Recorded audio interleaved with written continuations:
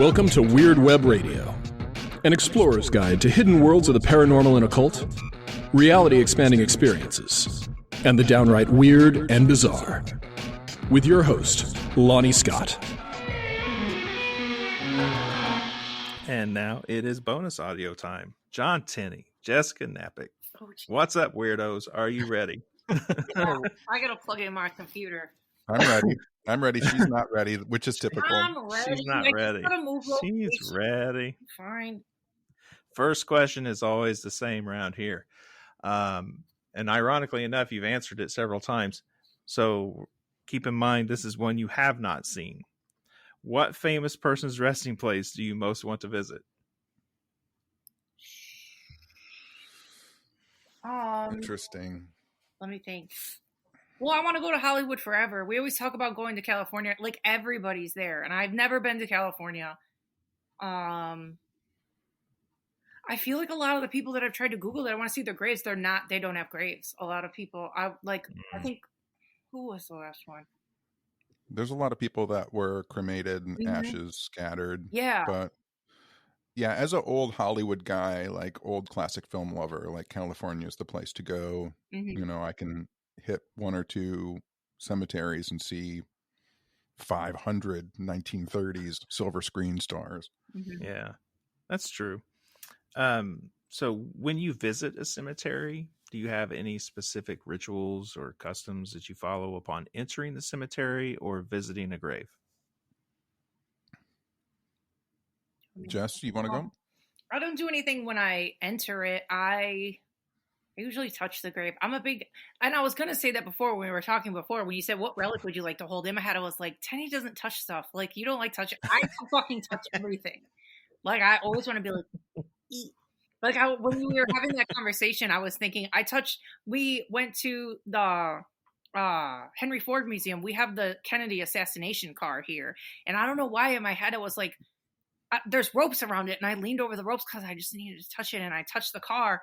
And there was like I swear there was like an electric charge. Like, I didn't get shocked. It was like a weird zap in my body that like, it was fucked. But yeah, I always touch everything. So I always touch graves. I always talk to them. I usually take grass or a rock from the cemetery. I took a little flower from Houdini's cemetery. Yeah. Yeah. Jess is very verbal kinesthetic. She's very talky and touchy, for sure. Talky and touchy. That's alliteration. But literally just with stuff and weird places, not with people. Yeah. Whenever I go to haunted locations, whether it's a cemetery or an allegedly haunted house or anything like that, when I first walked in, I do this, and this is just something that I found myself. Someone saw me do it probably 25 years ago when I became aware of it. But when I walk in, my fingers start moving, and they're down by my sides. But it always happens whenever I walk into a cemetery or an old house or an old building, and it's almost like my body is putting feelers out, like the fingers just start going, and I don't touch anything. I just try and move my hands through the air. Legit, and I never realized, Legit spirit fingers. Spirit fingers. Yeah. Okay. Well, full confession about the whole relic thing. I pointed that question at John because he's the one that always knows all the real random things about everything history. And I thought he's got a favorite relic somewhere in like Catholicism or something. I really don't. It's really crazy. Yeah. I mean, I have some, relics that mean things to me, but like it's strange. I've been to places. We have a place called Shrine of the Little Flower, which is a big church, Catholic church here. And, there's religious relics in there from St. Teresa is in there. And it's like stuff I grew up with. And like, I just don't find that to hold any personal interest for me. It makes a lot more, like, I think Jess probably feels this way too. Like when you walk into a place like Belvoir or something like that, like, I don't know, just knowing that these hand carved banisters on the stairs and like, being near them and someone crafted them and touched them and I'm there with it now. Like that's important to me, just because a bazillion other people think that, that lady's bones are important. That doesn't really mean anything. Yeah. I badly want to someday just go touch all those really old rune stones in Europe, knowing full well that half of them say, fucking Ivar left to go to sea. Ivar didn't return, and the other Right? third are dick jokes. So, so yeah, whatever. It is what it is. We I don't touched. know. I don't Go know. ahead. I've talked about this a few times. I don't talk about that much. But when I was 22 is when I went to Egypt, and Abraham, my friend who I stayed with while I was there, we bribed. Back in the early 90s, you could easily bribe the guards for the Great Pyramid. I think it was $20 is what I paid them, and that got me 5 minutes inside the Great Pyramid. And it was one of those. I mean, that's a moment where I guess the pyramid as a relic itself, like touching it, being inside of it, like that was a really weird moment, because you've got 5 minutes inside the Great Pyramid. You're all in the pyramid by yourself. Like, what are you going to do in 5 minutes? You got to run up to get to the Grand Gallery, right? And then you're out of breath, and then you're like, oh, I got like 3.5 minutes left. I got to get into a meditative state. I got to do something. This is the only time I'm ever going to be in the pyramid. Like, what's going on?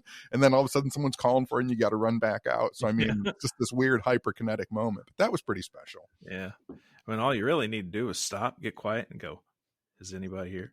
Yep, for sure. The best was thinking my whole life as like a teenager, like, I'm going to go to the pyramids. I'm going to climb the pyramids. Right. And then like you get to Egypt and you get to the Great Pyramid and you're like, oh, I'm not going to fucking climb this thing. Like the first, the base stone on the pyramid, the first stone that you come to is 8 feet tall. Right. And you're like, oh fuck, I'm not walking up this. Like I'm 6'2". It's 2 feet over my head. I'm not getting to the top of that thing. Yeah. Now, we have spent a lot of time talking about ghosts, and you've mentioned a ton of ghosts in theory.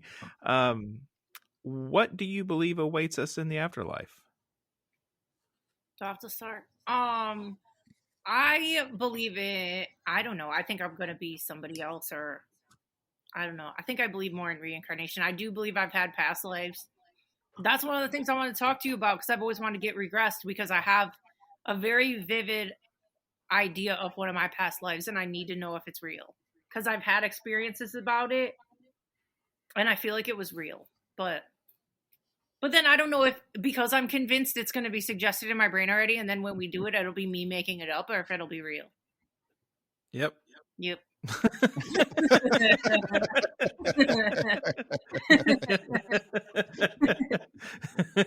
We can work that out and see how it goes. I don't normally do past life regressions with hypnosis. I got it into hypnosis to help people stop smoking, deal with chronic pain, deal with anxiety, chronic fears, real interventions and stuff. But as the years have gone by, I get asked that question so many times with certain friends. I'm like, screw it, let's try it. I'm convinced we have enough problems in this life. There's no reason to dredge up any shit from any possible former life. Yeah. And yeah, my own idea of the afterlife, I believe in the soul having different parts, and not all of which will carry on to an afterlife or a future life. They have their different destinations and things. But that's just my current theory. It's stuck for a long time. Yeah. John, how about you? When I think where I'm at in my journey right now, the way that I think about it internally when I'm talking to myself, I really do think that, like, right now, I think that's just me, right? And so, like, I'm just talking to me right now, and me is listening to me and thinking, you're not me, you're you. And I'm thinking that too. Like, I think that, the universe is, it goes back. It's crazily enough. Like Bill Hicks, the comedian, used to make a joke about it, right? Like the universe is, experiencing itself subjectively, right? So it's put a piece of itself in all of us so that we can look at each other and learn from each other and see each other. So, and I think it's all happening at once too. It's just, we're separated so that we don't go completely insane whatsoever. So I don't think that when I die, I don't think that you're still going to be alive, or she'll still be alive, or Toad will still be alive. So I will too. Okay. It's not the first time I've heard that. I think it's just, I think a couple other people. Yeah, I think that we're talking to ourselves in disguise. Mm-hmm. Fair enough. There's that dog toy. John's gonna leave now. He's used to it. Do you have any specific plans or customs that you must follow concerning your own physical remains when you die? I don't. No. None? No. No plans? I mean, best case scenario is someone tells me like you got, 5 days. Right? I'll think about it then. Yeah. That's best case scenario. But best case scenario also is if I've got 5 days, that means that like I'm going to tell everybody that, and Jess and I have joked and talked about this, but it means I'm going to tell everybody that I'm going on a trip, and then I'm going to walk off into the woods somewhere, and that'll just be the last time anybody sees me. And but aside from that, like I don't care. I won't be using this body anymore. It will have ceased for whatever reason. And yeah, just the vessel. Fair enough. Jess? Well, yeah, you've said before outright that you don't care if stuff eats you and you turn into bug food. I don't want that. No, I don't want to be, no.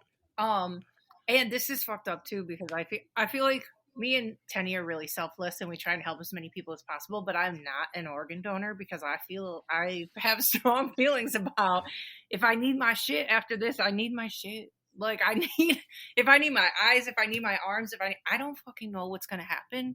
So I don't want anybody to take anything. And I'm sorry about that, but no, it's fair. I will help as many people on this plane as I can. Going out with my eyeballs and my heart and all of that. But anyway, I found out recently that one of my Instagram followers on my work account, she works for a company or like as part owner. I don't know. She's like a big deal at one of those companies that makes you into a tree when you die. So I think I'm going to talk to her about that. Okay. I like that. Yeah. If I had my way about it, I'd be cremated and cremated and cremated until there's just not a damn thing of me left. Because I don't want anybody picking up a bone or a bucket of ash or anything to summon myself from whatever the fuck I'm doing. Yeah. I think I'm careful with hair trimmings, nail clippings, like I am too. I think that's one of the reasons that it's so like joyful for me to think about wandering off into the woods, right? Because like I'm wandering off into the woods. The animals will pick me clean. They'll carry me all over the place. No one will know it's me. And I'm fine with that. Absolutely. Yeah. But wait, but Lonnie, you have kids. Do you want somebody to have your ashes, or do you want nobody to have your ashes? And now, if I have to have ashes left behind, people in my family think I'm joking, and I'm not. and I've told them that they need to hit up the Troth for the money. I don't know if we have it. But I'm currently a global ambassador for the Troth, the Midwest steward. I've been on the High Read, the board of directors. I'm in the clergy, or the clergy program. I haven't officially become clergy yet, I guess. But it's an international heathen organization. Mm-hmm. So I said, if you have to keep my ashes, then at least some of them should be hidden. And I want a series of rune stones put into riddles and dick jokes until you finally find where they are. And I just figure the Troth can help set that up, but whatever. So no, I mean, my children, I hope I have this weird thing, like ancestors are a big part of my practice. Mine too. And I visit graves, and graves are a big part of my practice. Like cemeteries and working with the dead is a big part of my practice. But I don't think of the dead as being just who they were when they were alive. Like I talked about different soul parts. Right. Even my friends in voodoo who are initiated in the houses of voodoo, in their practice have talked about how there's the little soul and big soul. And I've got them pieced out bigger than that, but they talk about like the ghosts and things we interact with. They think of them as just shades. Right.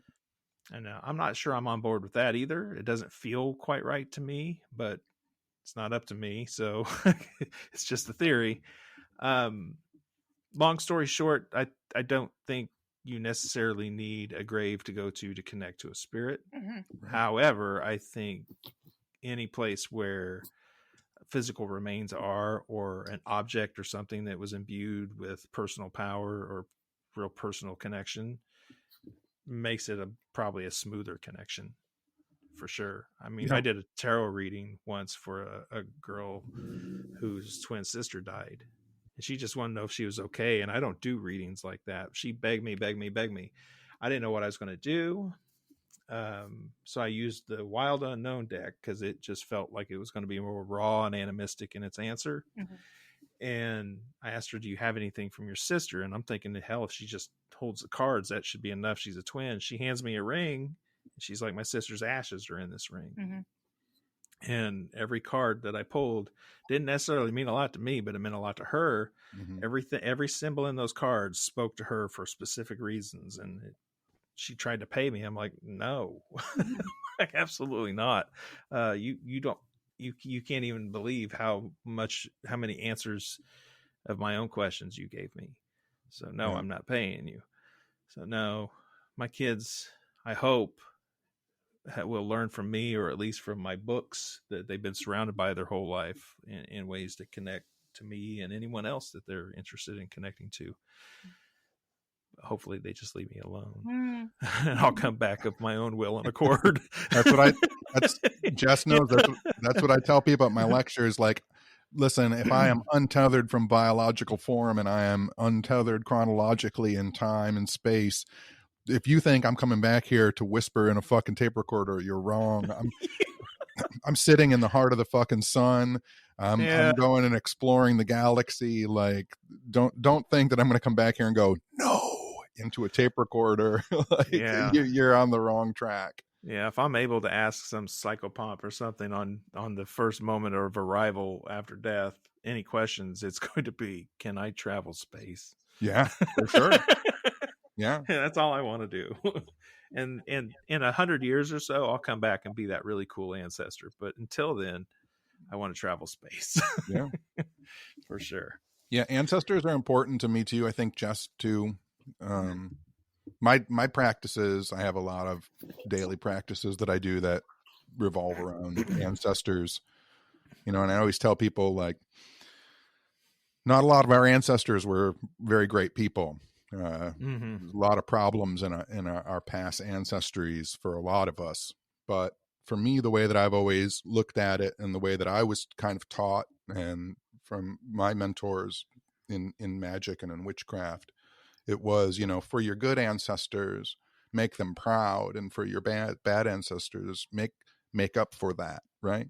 Yeah. And like, that's the way, when I approach my ancestral altar every morning when I wake up. It's one of those things where some people get a hello and some people just get a nod.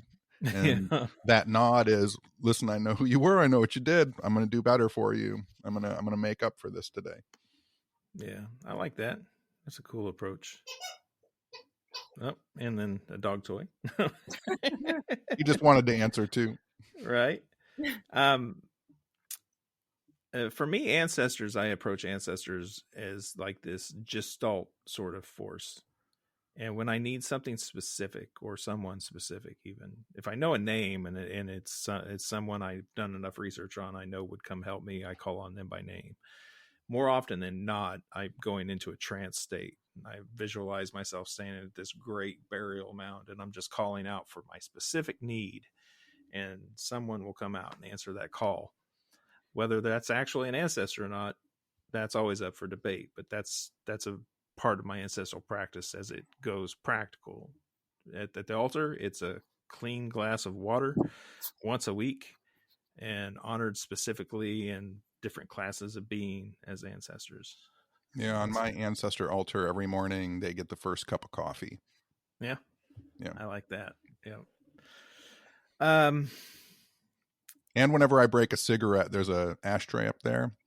Every time a cigarette breaks, I go and I put it up in that ashtray. I'm like, oh, that was yours. Sorry.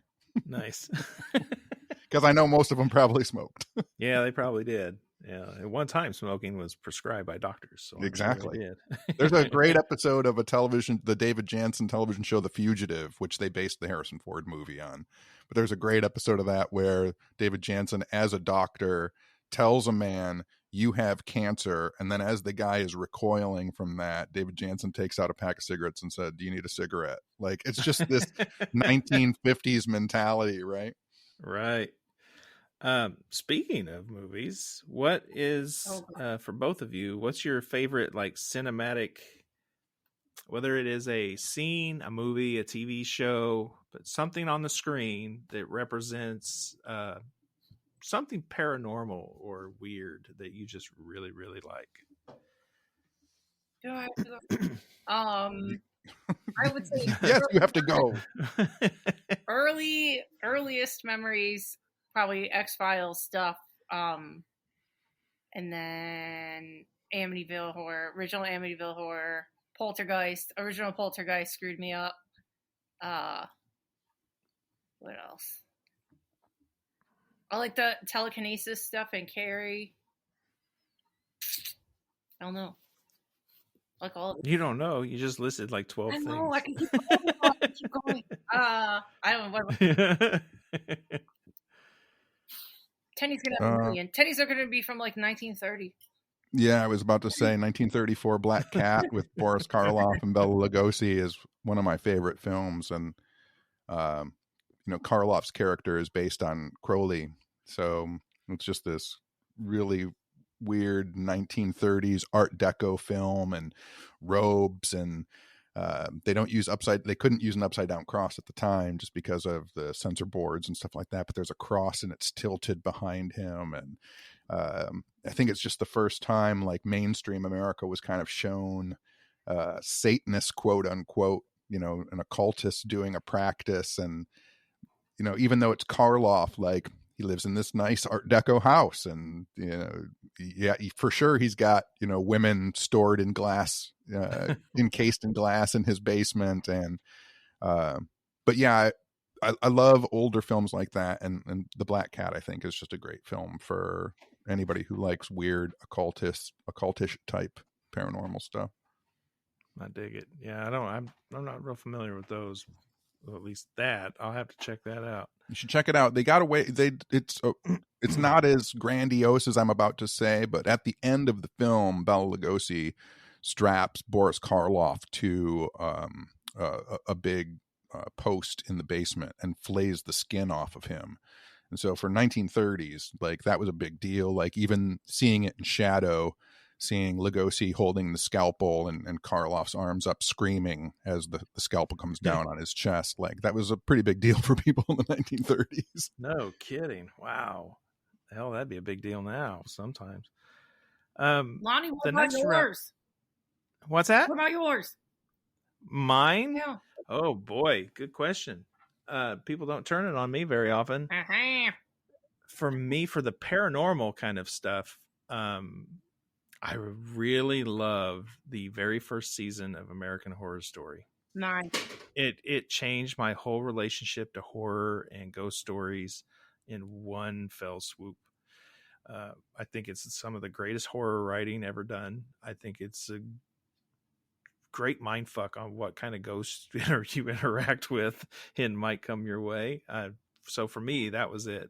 Yeah, for something paranormal, that's definitely the one for me, is that whole first season. Mm-hmm. You say that, I think like specifically paranormal and something that might have changed my whole grip on it is I remember when I was a kid and I first saw The Changeling with George C. Scott, and just watching someone like go into trance state and do automatic writing, and like that fucking flipped me out, and it's still to this day a great horror film.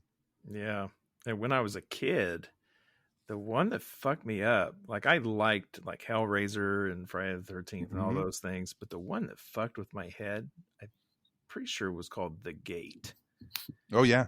Yeah. The little creatures that came out of the pit and whatnot. Yeah. That was a trip. So So go figure. I end up wanting to find out how to summon this shit years later. As a kid, the one that fucked me up the most, and still I own it on Blu-ray now, and I have the soundtrack for it, which has been released. But I never would have thought there's a movie called, I don't know if either of you ever seen it. It's called Children Shouldn't Play with Dead Things, and it was made in the 1970s, and if nobody's ever seen it, like, it's a slog, but it's a zombie movie, but it's good. It's about this group of people who are an acting troupe, and they're going to make a film about raising a cultist who raised the dead. And so they go to an island where there's a cemetery, and they bring a grimoire with them, and they dig up bodies, and they practice what the scene is going to be like, bringing up the dead as a cultist raising the dead, and they end up raising the dead, and it just fucking goes overboard from there. But that movie fucked me up when I was a kid. I saw it like, late night Saturday horror movie, and by the time I was 15, I was like, well, I'll never see that movie again. And now we're in an era where it's like remastered in 4K on Blu-ray, DVD, and here's the soundtrack and posters and t-shirts. I'm like, oh shit, there it is. There it is, with a great title too. And the guy who made it also made A Christmas Story. So yeah. The sequel, The Christmas Story. Mommy drinks because you cry. Yeah. Wait, he made something else screwed up too, didn't he? I think he made Porky's. No, I feel like he made a different horror movie. I don't know. Maybe I'm thinking something else. But this doesn't have anything to do with anything either. This does not have to do with ghosts or UFOs or anything. But people should watch Mr. Sardonicus. It's the weirdest fucking movie ever. I've never heard of that one. It's the best. Wait till it's a slow build, and then when the thing gets revealed, you're like, what the fuck am I looking at? Yeah, Mr. Sardonicus. Oh, it's good. It's Mr. Sardonicus. It's a perfect Saturday afternoon, like pour a bowl of cereal and put this weird ass movie on. It's so good. So good. Okay. The next round of questions I have for you are what I call the QI style questions. Have either of you ever heard of the show QI? Nope. No. Okay. It's a British show. I caught it years ago when I was hunting down every single thing that had to do with Darren Brown. And it's just, it was hosted by Stephen Fry for a long time. They would have comedians on there, and the theme of the show would always concern one letter. So what I do is I just take a letter from your names, come up with a keyword from it, and then build a question out of that. And I've got 4, 2 for you, Mr. Tenney, and 2 for you, Miss Knapik. Before you start, just a quick note here. You ever met Darren? No, I've never met Darren. So he and I used to exchange emails a lot back in the day. And no kidding. He was... our relationship kind of ended when he released a poster design that was one of my poster designs, except it wasn't me in the middle of the poster, it was him. And then I emailed him and said, like, hey, that's not cool at all, and never got an email back from him ever again. That's unfortunate. Yeah. You could have said that when we were talking about controversies or tea before. That's a tea. Well, now the patrons know. Now it's behind a paywall. Yep. Yeah. Of course, either one of you are welcome to answer any of these questions. I don't want you to think it's just for you. I just built these questions out of your initials. Okay. So first J up is Jinx. There are legends of curses on tombs. Nice recall back to your pyramid visit, right? Mm-hmm. What curse or dire warning have you encountered in your own investigations? Is that for me or Jess? Sure. Both of them. We're both or have you? We're both J's. Yeah, or have you? You're welcome to answer any of these questions. Yeah, absolutely. There has to be somewhere where we've been where like something's supposed to happen if you do a certain thing. Most of the places we go, there's supposed to be something happening if you do a certain thing. You know what I mean? Let's think.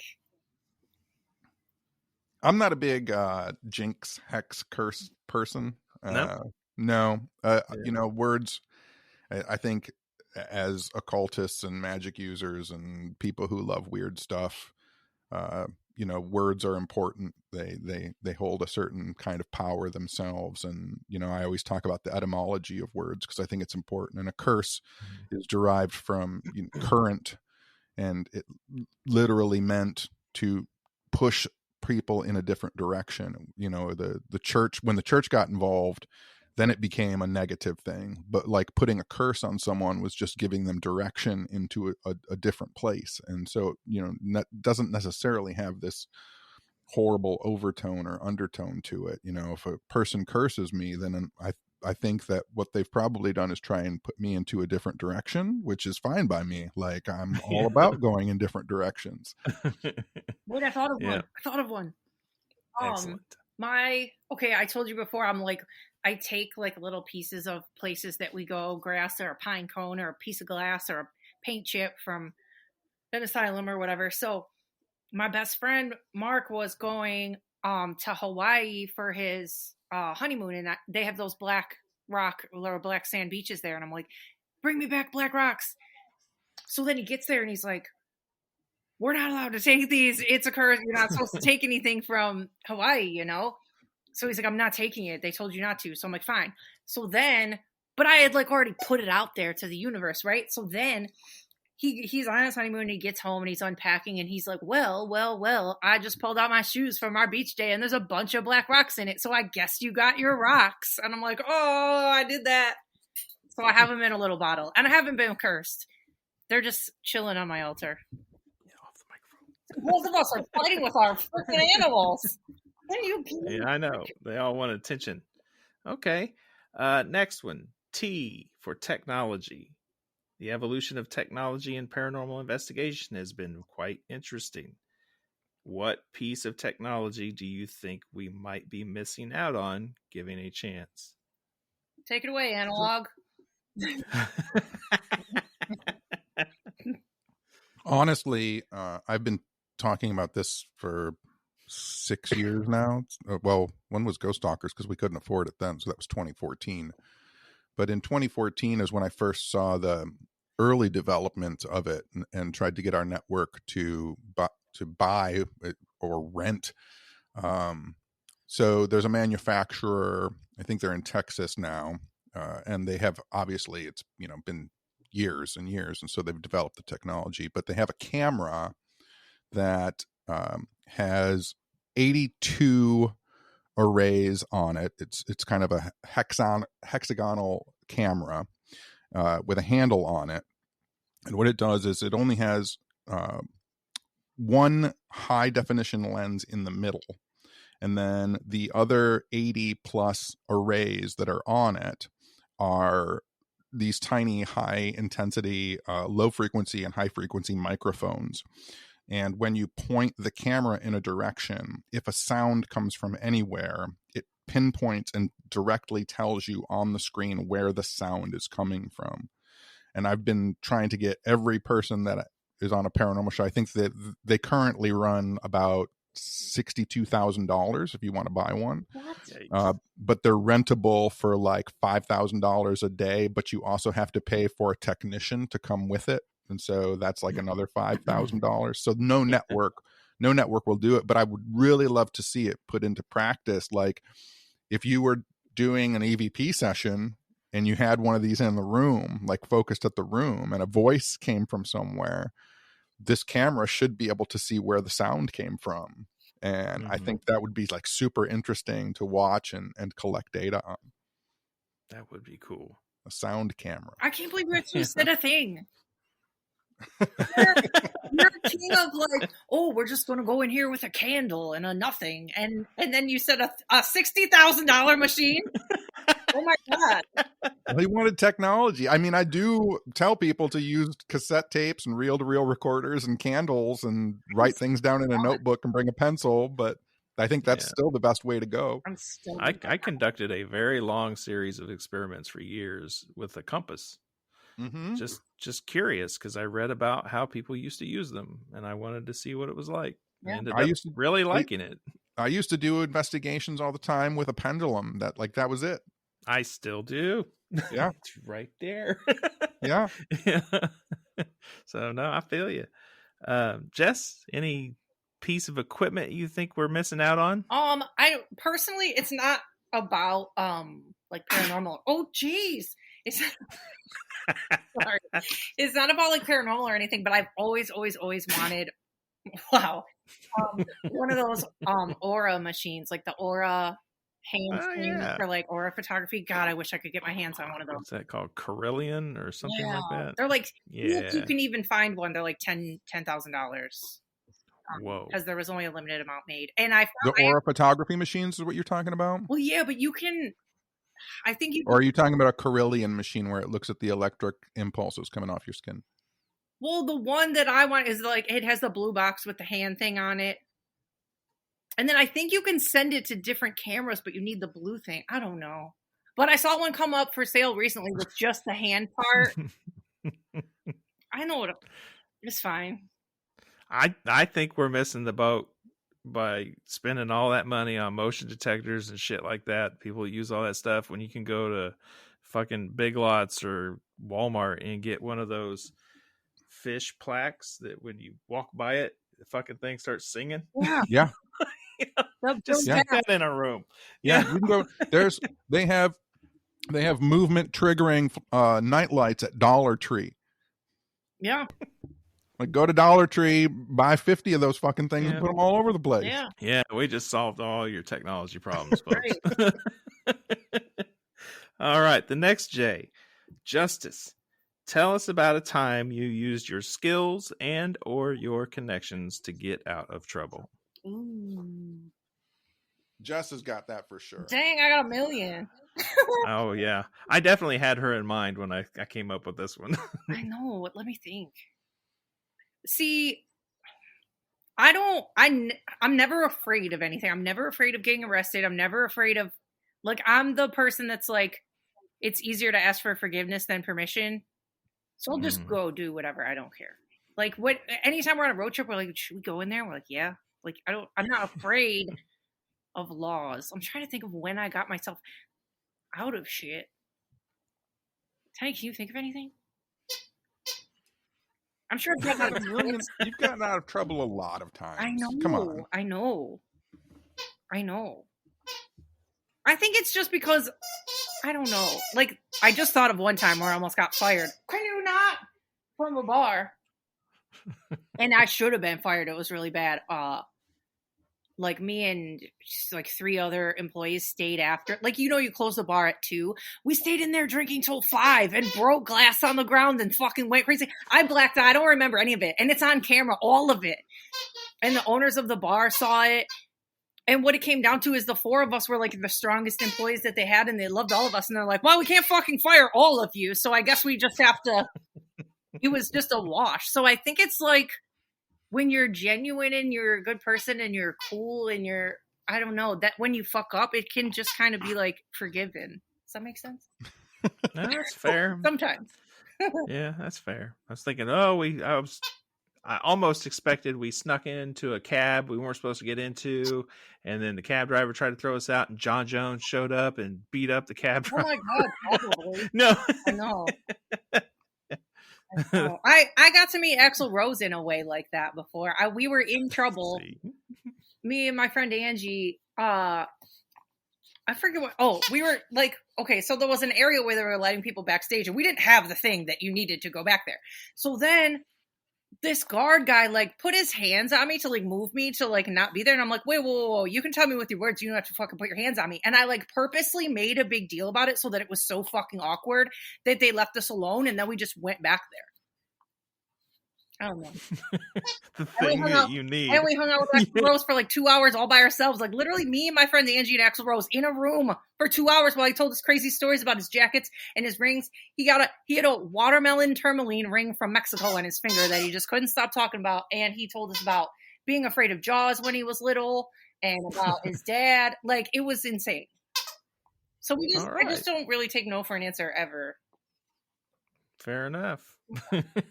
I think that settles the requirement of that question. Right. The last QI question I have for you is K, and I went with Callisti, the word for the prettiest one, which Eris carved onto a golden apple just before she tossed it among the gods and caused chaos. What do you think you could reveal among paranormal investigators that would make them all clamor to get it? Tenney. That's a K. Whatever, you can take it. We're a team, baby. And cause chaos. I'll tell you what I was thinking that immediately popped in my head, if you would like. Yeah, go ahead. Yeah, I was thinking in order to cause chaos and get them all thinking along the lines of Eris and Discord, right? To play EVP audio without telling them or providing what I think it says or providing subtitles from their own collections. Yeah. Ooh. Yeah. Yeah. Yeah. Yeah. Like And see what happens. I mean, if you really wanted to cause discord and chaos, and I think I've kind of said this to other people for a while, I don't know why I would want to. No, I wouldn't want to. Yeah. This is all for fun and games.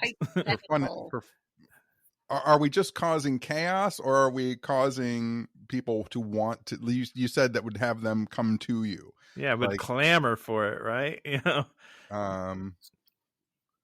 I don't know. I honestly I don't know if I would want people to come to me for something, like, except for ideas, like conversation.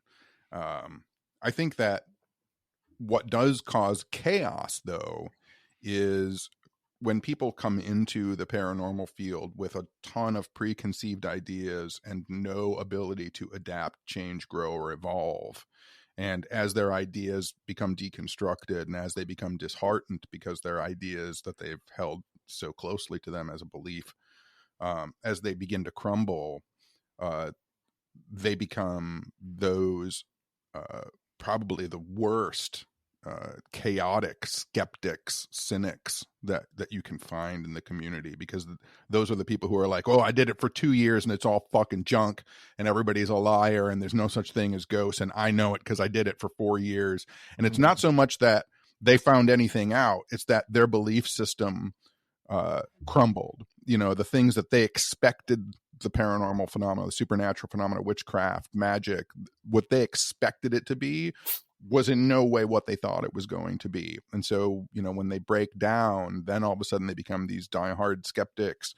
And that, I think, causes intense chaos, because, like, why I have books from that guy. Why is that guy all of a sudden saying it's all garbage? Yeah. What was the angel card lady who converted to evangelical Christianity and said unicorns were the signs of the devil? Yeah. And then friends of mine got unicorn shirts made up that said "Hail Satan." It was fantastic. Yeah. But yeah, it's something along those lines. Yeah, I can see exactly where you're coming from with that. I've only got one more question for you, and we will be all wrapped up. This is what I call the billboard question. It comes from Tim Ferriss. I stole it directly from him. In the event that he ever becomes a Patreon member, I want him to get credit.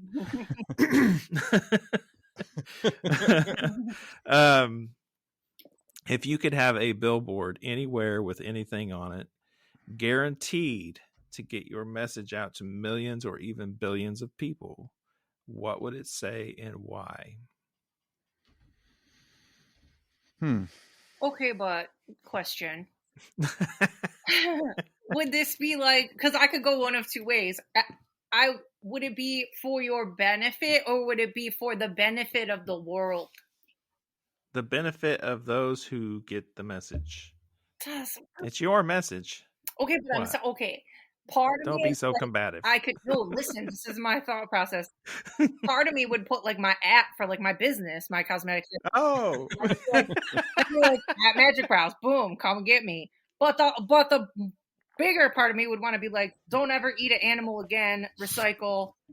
Don't be a shithead. There you go. You know, can I fit all of that on? Can I have my business and like 25% of it, and then 75% of it be the rest of it? Don't ever eat an animal again. Don't be a shithead. Sponsored by Hashtag Magic Brows. Yeah, there you go. I can fit all that on there. Tenney, what are you putting on a billboard? I mean, something to the degree of Jess's 75%, not her 25% hashtag. But, something that made people realize, like, you know,